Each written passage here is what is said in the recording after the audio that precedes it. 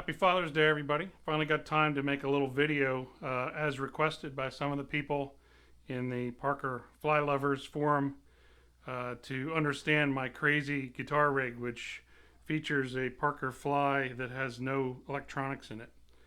And what I use this for, to me, this is a controller.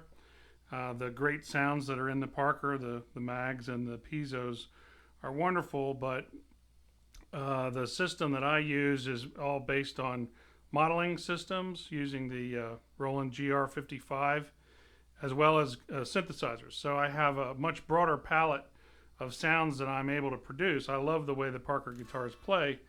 So when I found this guitar that had no electronics in it, it was obvious for me to turn it into a controller. So it's super light. It's about 4.5 pounds because it doesn't even have the pickups in it. And it's, of course, a dream to play. So I thought I would just go very quickly through my rig to give a taste. I could take hours going through this. It's called locally the guitar rig from hell. You know, I bring guys in and blow their minds with it, but it's not set up like a typical floorboard with a bunch of tap dancing and stuff like that. In my case, all the sounds are really made by the GR-55.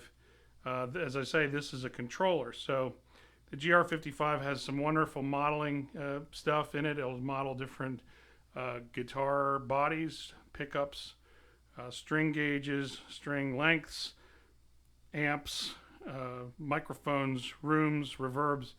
It's like all the other modeling stuff, like the Axe effects and the Kemper. It's able to get very close to a lot of different sounds using, essentially one input. The difference here between what I'm doing and that is the Roland system has a separate pickup for each string. So it's able to be processed separately, which a typical modeler is really just taking your guitar signal and doing stuff with it. There's a great advantage to having each string available separately, as you'll see. But basically, just for guitar tones, let's start out here. What I have here is an iPad that I've set up with a program called MIDI Designer that allows me to make buttons where when I press a button, it sends a MIDI control down to the GR-55. So when I tap different things, you'll see the GR-55 changing, and it's very quick. Obviously, if you have something hanging, like an echo or something hanging, it will glitch, so you have to not do that. But in this case, I've become very used to having all these different sounds available to me while I'm playing. So I can be playing something here and say, boy, I'm playing here now. For my next thing, I would really like to have a grand piano. And I go, oh, but now I would like to have a flute. You can't do that with a stomp box. You really need to have a system like this. So I'm all about having a large number of sound capabilities instantly, because what I do is mostly improvise. So I don't know ahead of time. I can't build a list of patches that I'm going to need like a typical cover band guy would. So just to get into some of the sounds, this is like a basic Strat sound through a Tweed amp. Now remember, all this is virtual, so it's possible for me. The Roland system gives you two switches here, and there's a foot switch here, and then there's a pedal, and you can control those things to be different things within the patch. Almost anything really, and it's quite cool. So in this case, and it's kind of a standard thing for me, I use this first switch as a pickup switch. So what we're hearing, typically these guitars will come up on the middle or bridge or the neck pickup because I like those sounds better. But once in a while, when you want to have a lead, I have it set so that when you press that button, you go to the lead sound.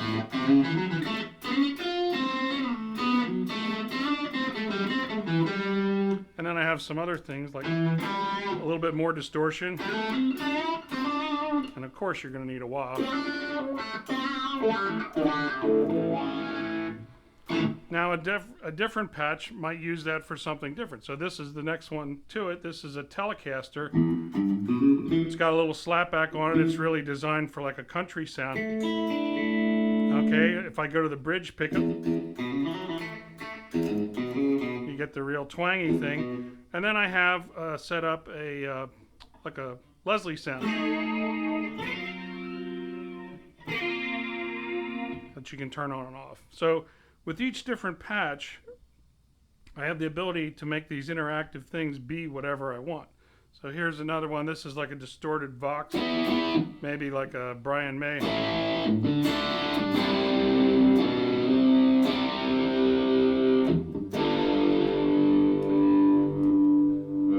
Now in this case, I have it set to be, it's a wah-wah pedal that's stuck in a position. So you can set the wah-wah pedal to where you want it, and then you can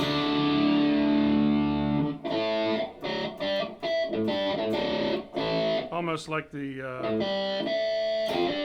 Money for Nothing, but you can still use the wah-wah, of course.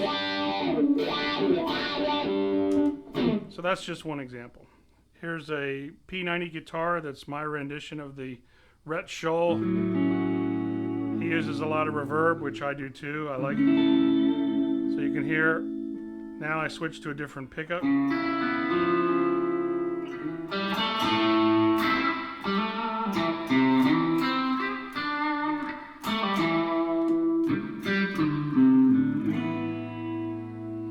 Okay, now we get into more of the esoteric stuff. This is a preset that has the synthesizer doubling what I play on the guitar as the world's tightest bass player and guitar combo.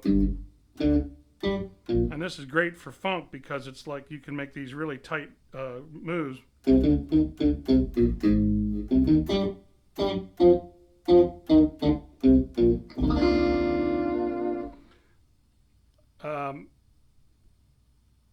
Surf tone. Now this is a Dan Electro guitar with a spring reverb.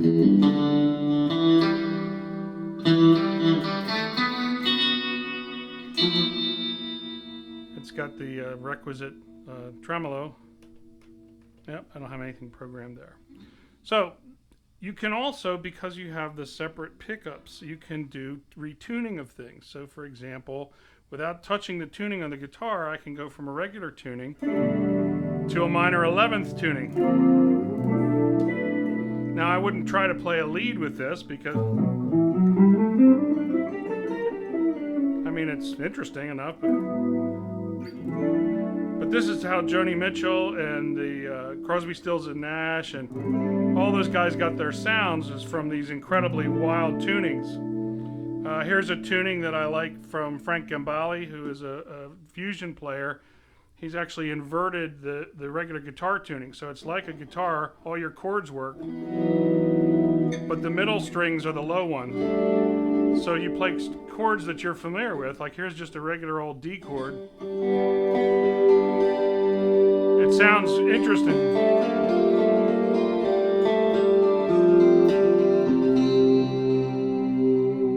Play chords that have tight chords. Oh yeah, that's spicy. If you're familiar with Gambale, you know that sound. I'm a fan of that stuff. So that's the emulation, different emulations. So like here's an example of like just a regular big jazz box.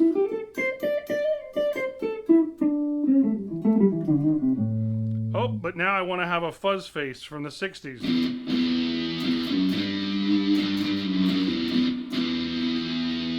Oh, how about a nylon string?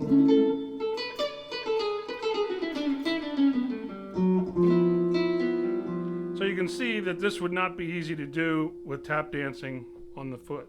So that's going to be it for today. I will get into this in more detail on my YouTube channel. I'm going to break this down because there's other stuff here that I haven't explained.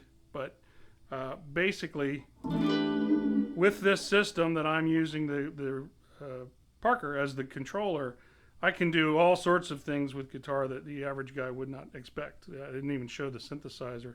So here's like a Hammond B3. I have the pedal as the volume. So you can make very, very convincing. Now I have the switch here set to be the Leslie. So you hit that.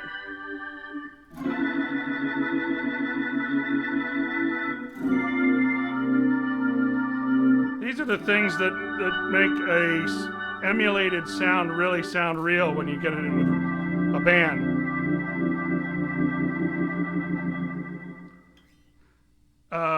There's all kinds of, you know, clavinet that come. I use vibes a lot because I like it.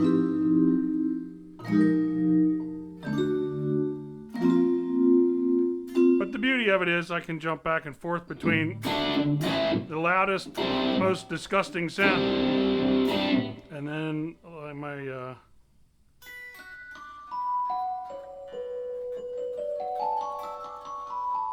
so it allows me to do a lot of orchestration in the music that I play, which, by the way, is on my YouTube channel. A lot of my band's live performances are on the YouTube channel if you're interested. So that's going to be it. I appreciate everybody's interest in my crazy rig, and I'll see you next time. Thanks.